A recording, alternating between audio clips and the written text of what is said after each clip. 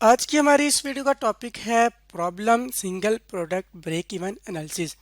यानी कि जो हमने पिछली वीडियो में देखी थी single product break even analysis, उसको आज एक प्रॉब्लम के ज़रिए सॉल्व करेंगे और देखेंगे कि इसके ऊपर अगर क्वेश्चन है तो उसको किस तरीके से टैकल किया जाता है। सबसे पहले हम देखते हैं कि जिस तरह पिछली वीडियो में हमने देखा था कि single product break even analysis क्या होता है। उससे पहले हमने सिर्फ ब्रेक इवन के बारे में जाना था कि ऐसा पॉइंट जहां पे बिजनेस की रेवेन्यू और सेल उसकी कॉस्ट बराबर हो तो वो पॉइंट बिजनेस के लिए ब्रेक इवन कहलाता है। लेकिन सिंगल प्रोडक्ट से क्या मुराद है कि वो जब कंपनी नई प्रोडक्ट लॉन्च करना चाहती है तो उस टाइम वो देखती है कि उसको इस प्रोडक्ट से कितना प्रॉफिट एक्सपेक्टेड है। उसको जानने के लिए जो वो तरीकाकार इस्तेमाल करती है वो सिंगल प्रोडक्ट ब्रेक इवन के बारे में एनालिसिस सबसे पहले करती है। तो चलते हैं हम क्वेश्चन की तरफ और देखते हैं कि इसको किस तरीके से सॉल्व किया जाता है। अगर हम क्वेश्चन की बात करते हैं तो हमारे पास अवेलेबल है जी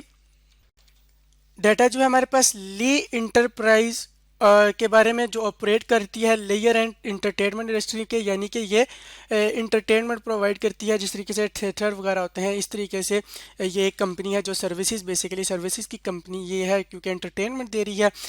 इसके अलावा क्या है कि जी वन ऑफ इट्स एक्टिविटी, उसमें से जो एक उसकी एक्टिविटी ये है कि promote concert at locations world wide, यानी कि दुनिया भर में जो है ये कंसर्ट्स करवाती है। मतलब कि जो नई प्रोडक्ट्स कंपनीज लॉन्च करती हैं उनके लिए प्रोमोज वगैरह बनाती हैं जो, तो उसके लिए वो कंसर्ट कराती हैं जिससे अपनी प्रोडक्ट के बारे में मुतारिफ कराती हैं। तो उस के लिए लोग जो है यानी कि जो दूसरी कंपनीज हैं वो इस ली इंटरप्राइज को यूज़ करती हैं। इसको एक प्रोजेक्ट मिला है जी जो लाहौर के अंदर इसने करना है। तो उसके लिए company is examining viability of concert in Lahore. तो उसको जो लाहौर में एक मिला है कि जी आप हमारी प्रोडक्ट लॉन्च करवाएं या उसके लिए हमारी हेल्प करें जिसके अंदर हमने प्रमोशन वगैरह करनी है। तो वो जो ली इंटरप्राइज है बेसिकली वो अपने लिए यहाँ पे देख रही है कि क्या ये कंसर्ट लाहौर में कराना उसके लिए वायबल यानी कि फ़ायदेमंद है या नहीं है, यानी कि इसको यहाँ से क्या फ़ायदा होगा या कुछ फ़ायदा नहीं होगा। इस बारे में वो जानना चाहती है। वो कह रही है कि जो एस्टिमेटेड फिक्स कॉस्ट है वो डॉलर में 60,000 रुपीज़ उसने बताई है। अब ये डॉलर्स में करेंसी क्यों आ रही है? क्योंकि ये है तो लाहौर पाकिस्तान के अंदर जिसकी करेंसी रुपीज़ में है। क्योंकि ये ली इंटरप्राइजेज जो है ये वर्ल्ड वाइड ऑपरेट करती है तो अपने इसने करेंसी रेट को फिक्स कर दिया है कि वो डॉलर्स के अंदर ही चार्ज करेगी। तो अब इसलिए अब अपने एक्सपेंसेस को भी डॉलर के अंदर ही चार्ज कर रही है। और हम भी जो क्वेश्चन को सॉल्व करेंगे जब, तो क्योंकि ली इंटरप्राइज के लिए कर रहे होंगे और उसकी जो बेस करेंसी है वो डॉलर है तो हम भी यहाँ पे डॉलर को ही लेके चलेंगे। यहाँ पे स्टूडेंट्स मिस्टेक ये करते हैं कि वो जो करेंसी उसको क्वेश्चन के अंदर दी होती है उसको बदला के वो ज़्यादातर रुपीज़ के अंदर ही ले लेते हैं, जो कि एक गलत बन जाती है, गलत कंसेप्ट बन जाता है। तो इस वजह से इस चीज़ को भी हमने यहाँ पे अवॉइड करना है कि जो करेंसी हमें क्वेश्चन के अंदर है उसी को लेके चलना है। यहाँ पे हमें फिक्स कॉस्ट के बारे में बता दिया उसने $60,000। इसके अलावा उसने कहा है कि ये जो 60,000 है इसके अंदर इंक्लूड कर रही है फ़ी पे टू परफॉर्मर, यानी कि जो लोग डांसर सिंगर्स वगैरह आते हैं उनको जो फ़ी पे की जाती है वो भी इसके अंदर है। इसके अलावा हायर अ वेन्यू, यानी कि जिस जगह पे अगर ये किसी पार्क वगैरह में हो रहा है तो उसकी इंतजामिया को जो किराया वगैरह दिया जाता है वो भी इसी $60,000 के अंदर है। और एडवर्टाइजिंग कॉस्ट, जो इश्तिहारात वगैरह लगते हैं रोड के किनारे पर अक्सर लगे होते हैं, उसके लिए जो कॉस्ट आ रही है वो भी इस 60,000 के अंदर ही इंक्लूड है। इसके अलावा उसने कहा है कि जी वेरिएबल कॉस्ट कंसिस्ट करती है किसके ऊपर जी, जी cost of pre packed buffet, यानी कि जो लोग आएंगे उसके अंदर आपके इस ली इंटरप्राइजेस का कंसर्ट देखने के लिए उनके लिए जो बफे होगा यानी खाने पीने की जो चीज़ें होंगी वो इंक्लूड कर रही हैं, वो वेरिएबल होंगी। वेरिएबल क्यों होंगी? जितने ज़्यादा लोग आएंगे उतने ज़्यादा उनके जो बुफे हैं यानी कि जो पैक्ड उनको खाना मिलेगा इतने ज़्यादा वो यूज़ होंगे। जो कह रहा है कि प्रोवाइड करेगी एक फर्म कैटरर की, यानी कि एक पक्की पकाई वो जो चीज़ें बनाते हैं, देगे वगैरह बनाते हैं, उनसे उसको प्री पैक एक मिलेगा और उसकी जो करंटली प्राइस उसके साथ नेगोशिएट हो रही है। और वो कह रहा है कि जी दो बुफे कैटरिंग वाला है वो कह रहा है कि आपको एक डब्बा जो है वो $10 का मिलेगा। तो इसका मतलब ये हो गया कि जब एक टिकट कंपनी सेल करेगी अपने कॉन्सर्ट का तो उसको $10 जो है वो बुफे के लिए भी खर्च करना पड़ेगा, यानी खाने पीने चीज़ों के लिए भी खर्च करना पड़ेगा। इसके अलावा उसने कहा है कि जी propose price of a sale of a ticket, यानी एक टिकट जो वो कंपनी बेचेगी वो $20 का बेचेगी। और मैनेजमेंट ऑफ ली जो इंटरप्राइज है उसने रिक्वेस्ट किया है कि फॉलोइंग इन्फॉर्मेशन हमें करके दें जी। Number of ticket that must be sold to break even, जिस तरह हमने पिछली वीडियो में बात की थी कि सबसे पहला ऑब्जेक्टिव कंपनीज जो नई प्रोडक्ट मुतारिफ कराती हैं, बेसिकली ये सर्विस कंपनी है, तो ये सर्विस जब इंट्रोड्यूस करवा रही है तो वो देखेगी कि कितने टिकट वो बेचे ताकि उसके जो कॉस्ट है टोटल वो उसकी कवर हो जाए। और इसके बाद वो कह रही है कि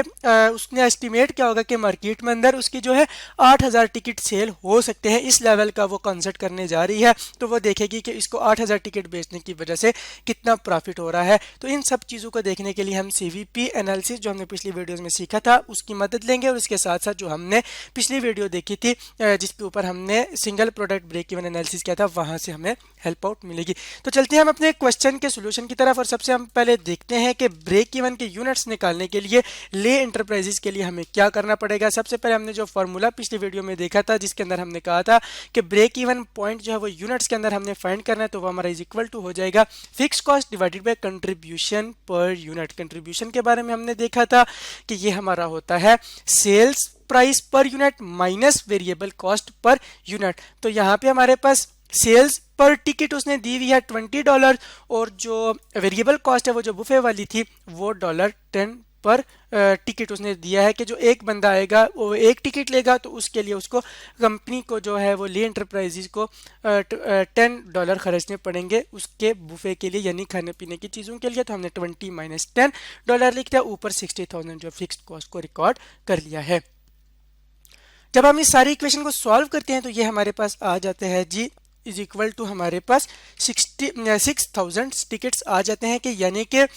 ये जो हमारे पास ले इंटरप्राइजेज है इसको कम से कम 6,000 टिकट बेचने पड़ेंगे, तब उसकी ये फिक्स कॉस्ट भी और वेरिएबल कॉस्ट जो है वो कवर होना शुरू हो जाएगी। तो इसका मतलब ये हो गया कि कम से कम उसकी रेंज होगी कि अगर ये ली इंटरप्राइजेज नुकसान से बचना चाहती है तो उसको किसी भी तरीके से करके 6,000 टिकट्स जो है वो $20 के ऊपर सेल करने पड़ेंगे, तब वो जो है वो ब्रेक इवन पे आएगी।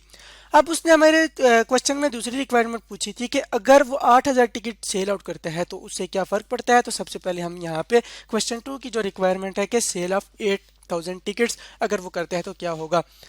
अगर हम देखें इसको नॉर्मल तरीके से करें जिस तरह हम पहले देखते आए हैं, तो उसके लिए हम क्या करते हैं, सबसे पहले हम यहाँ पे करेंसी जो होती है उसकी हेडिंग्स देते होते हैं। उसके बाद हम देखते हैं कि अगर हमने 8,000 टिकट सेल हों तो कितना प्रॉफिट होगा। तो उसको हम अगर कन्वेंशनल तरीके जिस तरह पहले हम करते आ रहे हैं तो उसके लिए सबसे पहले हम क्या करते होते थे, हम ये करते थे कि सेल्स लिख लेते थे minus variable cost minus fix cost, तो हमारे पास जो आंसर आता था वो प्रॉफिट होता था। अगर इस तरीके से हम लेके चलें तो हमारे पास क्या आ रहा है, एक टिकट 20 रुपीज़ का सेल हो रहा है और हमने टिकट कितने बेचने हैं 8,000, तो इसका मतलब ये हो गया कि 20 मल्टीप्लाई बाय 8,000, तो हमारे पास कितने डॉलर्स आ जाएंगे सेल्स रेवेन्यू की मद में, $1,60,000 यानी $160,000 उसको सेल्स रेवेन्यू यहाँ से अर्न होगा।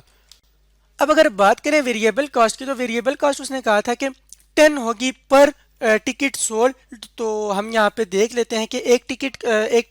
$10 का अगर वेरिएबल कॉस्ट उसको पड़ रही है तो 8,000 टिकट सेल कर रहा है, 8,000 टिकट यहाँ पे सेल कर रहा है, तो इसका मतलब ये हो गया कि वो 8,000 मल्टीप्लाई वेरिएबल कॉस्ट जो पर टिकट है 10 है, तो जब हम इसको मल्टीप्लाई करेंगे तो हमारे पास ये कितना आ जाएगा -$80,000 जो 160 में से होंगे। अब इसके बाद फिक्स कॉस्ट के बारे में उसने हमें बताया था कि वो 60,000 है जो हमने यहाँ पे भी रिकॉर्ड की थी। तो अब हम यहाँ पे जो है वो $60,000 माइनस कर देते हैं, तो हमारे पास ये जब हम 60,000 में से इन दो वैल्यूज़ को लेस करते हैं तो हमारे पास जो प्रॉफिट आ जाता है वो आ जाता है 20,000 का। ये तो था जब हम कन्वेंशनल तरीके से करते हैं, जब हम CVP एनालिसिस वगैरह को इस्तेमाल नहीं कर रहे होते। लेकिन अगर हम अल्टरनेटिव इसका देखें, जब हम CVP एनालिसिस को यूज़ कर रहे हैं तो हमने पिछली वीडियोज़ के अंदर एक फार्मूला देखा था कि हमारे पास अगर हमने ब्रेक इवन से ज़्यादा सेल करने हैं या हमने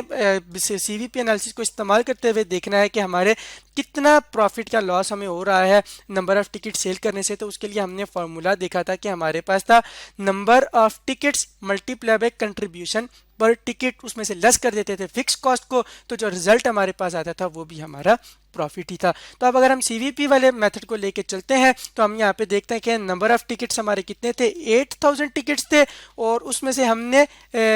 मल्टीप्लाई किया उसको और कंट्रीब्यूशन निकालने के लिए $20 माइनस $10 कर दिया, तो ये हमारे पास कितने आ गए $10 आ गया। और यहाँ से हम इसके बाद हम लेस कर देते हैं -60,000 जो इसकी फिक्स कॉस्ट थी, तो ये हमारे पास क्या बन जाता है, जब हम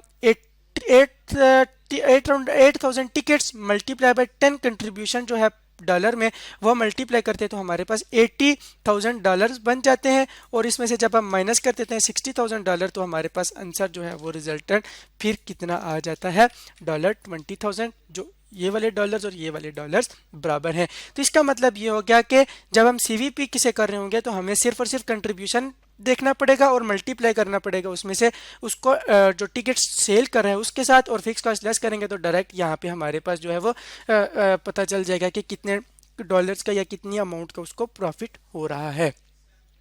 तो यह है बेसिकली हमारे पास फर्क जब हम कन्वेंशनल तरीके से कर रहे हैं और हम जब सीवीपी को यूज करके कर रहे हूँ अपने क्वेश्चन को आंसर सॉल्व। तो इस तरह आज की इस वीडियो के अंदर हमने देखा कि जब भी break even analysis single product के लिए हो तो उसके ऊपर कोई प्रॉब्लम हो तो उसको सीवीपी एनालिसिस मेथड को यूज करते हुए किस तरीके से सॉल्व किया जाता है।